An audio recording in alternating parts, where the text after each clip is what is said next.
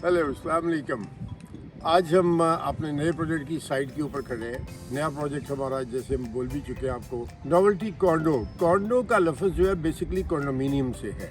हम नॉर्मली इसको एक्सप्लेन करते हैं कि ये फैमिली अपार्टमेंट्स हैं। फैमिली अपार्टमेंट्स तो होते ही हैं ये कॉन्डोज जो होते हैं, लेकिन जो इसका सबसे इम्पॉर्टेंट एस्पेक्ट होता है कि कॉन्डोमिनियम उसको बोलते हैं जहाँ पर बेशुमार साथ फैसिलिटीज़ मौजूद होती हैं।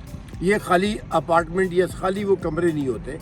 अब फैसिलिटीज़ से मुराद क्या है कि आप जिस एरिया में बना रहे हैं उसकी फैसिलिटीज़ क्या है, जिस टाउन में बन रहे हैं उसकी फैसिलिटीज़ क्या है। और जैसे हमने नोवेल्टी क्लब हमारे साथ अटैच किया है हमने कि हमारी बेशुमार हेल्थ क्लब की फैसिलिटीज़, जिसमें स्विमिंग पूल है, टेनिस कोर्ट्स हैं, लाइक जिम है, रेस्टोरेंट्स हैं, लाउंजेस हैं, यानी इन सारी चीज़ों का जो कॉम्बिनेशन है वो एक फैसिलिटी है उन लोगों के लिए जो उन अपार्टमेंट्स में रह रहे हैं।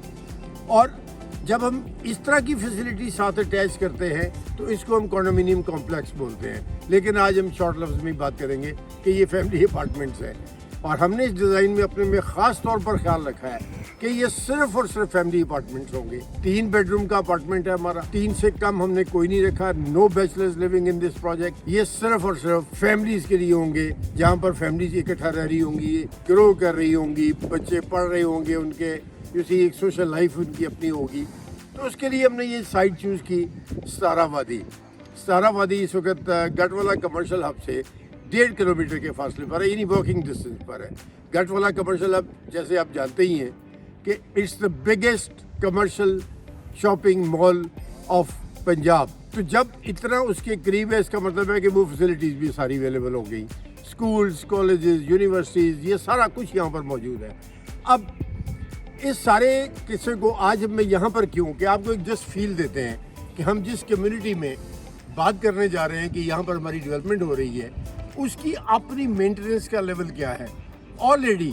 और इस वक्त मतलब अगर आप इसका थोड़ा सा व्यू करें मेरी तरफ, कि ये इसका मेन एवेन्यू है, पीछे हमारी मेन एंट्री थी, और इस तरफ ये बिजली की वायर्स और ट्रांसफार्मर्स पड़े हुए हैं, और ये प्रोसेस में लगने के गैस लग चुकी है यहाँ पर।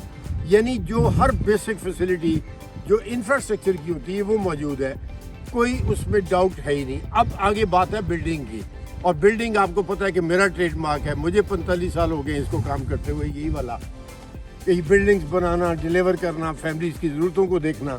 तो आज हम यहाँ पर ऑन स्पॉट बात करने का हमारा मकसद ये था कि आपको एक फील आए कि हम, अब क्वेश्चन ये है कि मैंने ये साइट चूज़ क्यों की।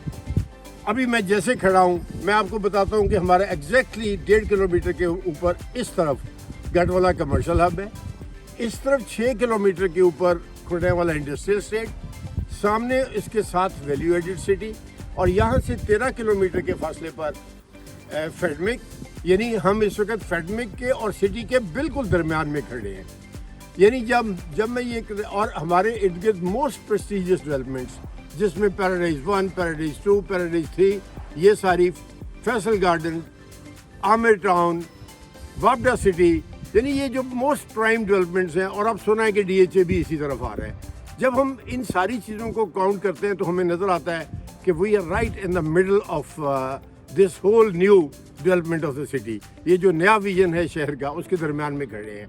तो इस साइट को चूज़ करने का मेरा सबसे इम्पोर्टेंट मकसद एक था कि हमें एक बहुत फाइन किस्म का एक इंफ्रास्ट्रक्चर कंप्लीट हुआ प्रोजेक्ट हो, जिसके अंदर हम अपना प्रोजेक्ट करें। और दूसरे, इस डेवलपर की क्रेडिबिलिटी कि दिस इज़, ये हुमायूं साहब का प्रोजेक्ट है, Humayun Mirza Humayun Arshad, very fine developer, very experience, a very fair businessman, और उन्होंने ये बहुत अच्छा डिलीवर किया है ये प्रोजेक्ट। ये जब इन्होंने लॉन्च किया तो इसकी कीमत 4 लाख रुपया मरला से 3.5-4 लाख रुपया मरला थी आज से 4 साल पहले, और आज अब यहाँ पर 10 से 11 लाख रुपया मरला इसकी एप्रिसिएशन हो चुकी है।